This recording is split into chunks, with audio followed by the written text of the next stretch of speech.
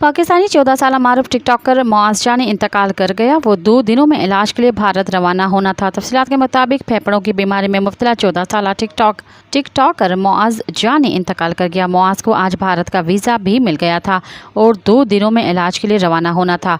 TikToker ने अपने इलाज के लिए सूबाई हुकूमत से दरख्वास्त भी की थी। वज़ीर आला के APK भी टिकटॉकर के पास गए थे और हुकूमती खर्च पर इलाज की हामी भी भरी थी।